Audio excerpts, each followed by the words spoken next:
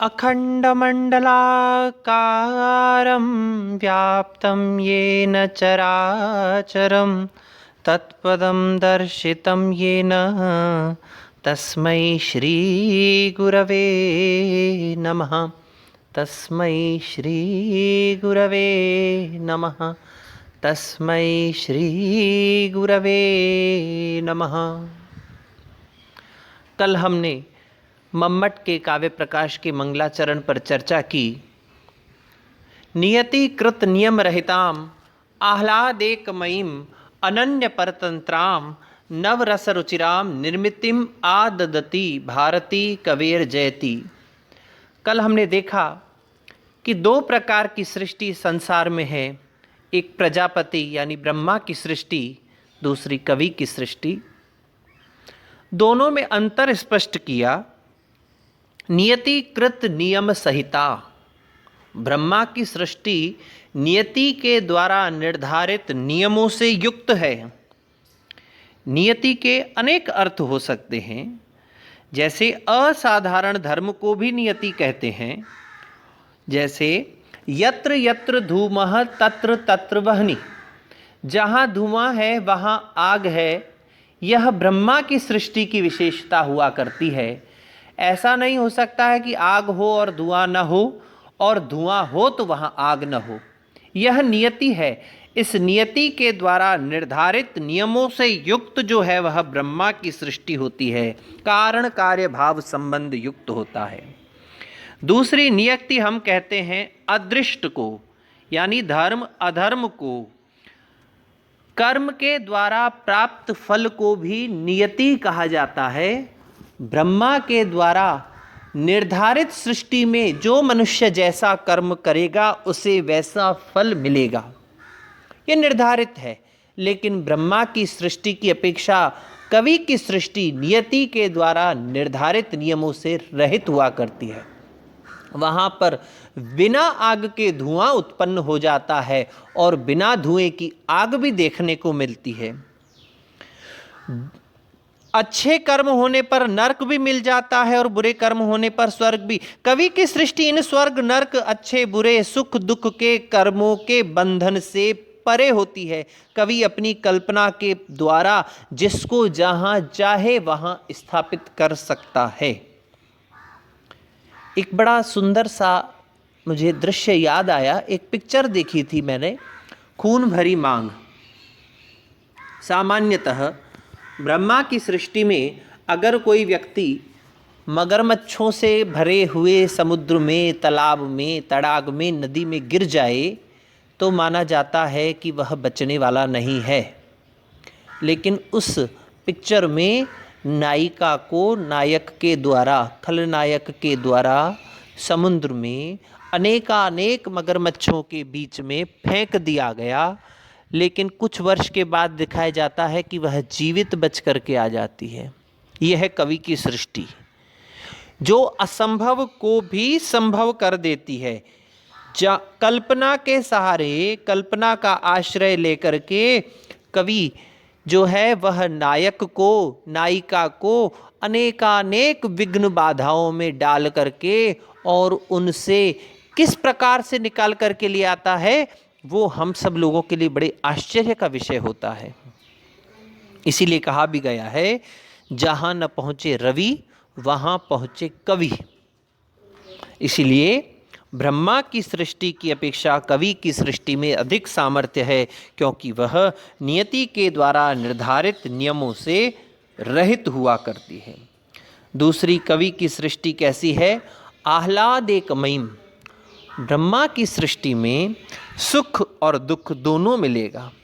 कोई भी जीव जब इस संसार में आया है तो न वह केवल सुख, न केवल एकाकी रूपेण दुख का भोग करता है, और वह एकाकी अगर चाहे कि केवल सुख का भाजन मैं करूं, भोग करूं, या दुख का भोग न करूं, तो यह भी संभव नहीं है। वह सुख और दुख दोनों से बंधा रहता है। लेकिन कवि की सृष्टि में सुख और दुख होते हुए भी आह्लाद का अनुभव होता है। जब हम छोटे थे, रामायण नाटक आता था।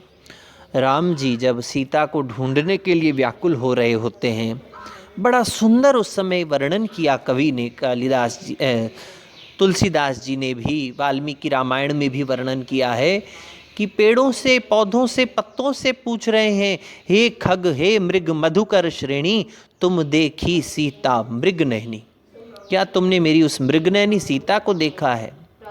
यहाँ राम की विरहावस्था और उधर लंका में, अशोक वाटिका में सीता की विरहावस्था को देख करके लोग जो रामायण देखते थे उनकी आंखों से आंसू बहते थे।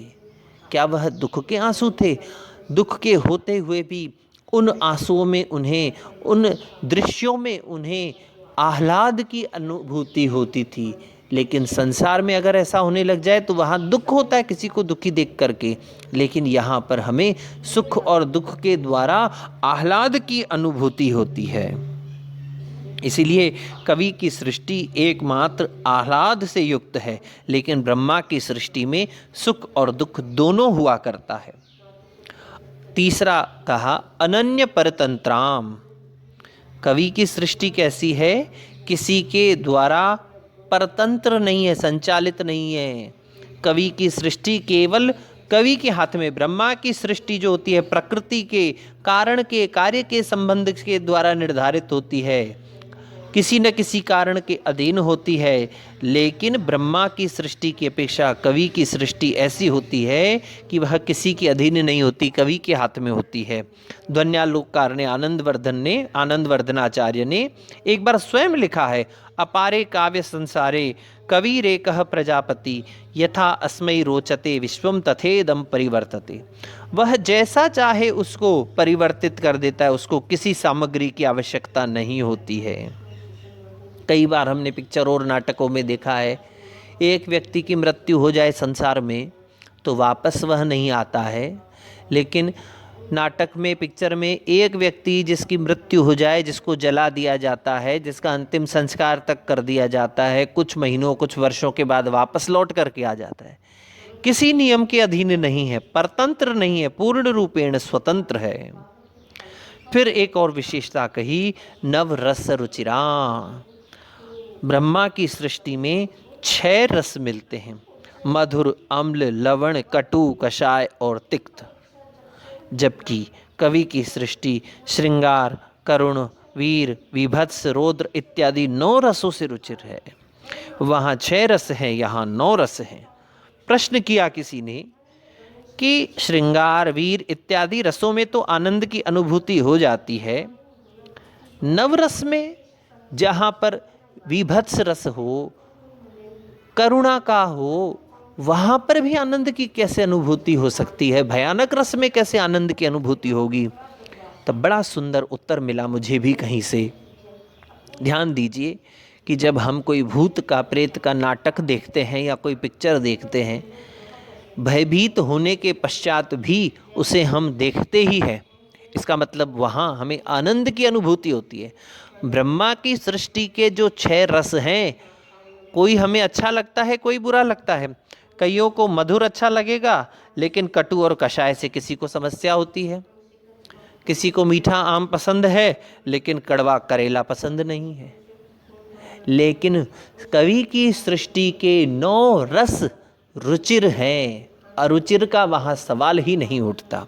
जिस रस को उठा करके हम देख लें, उस रस में हमें आनंद की अनुभूति होती है।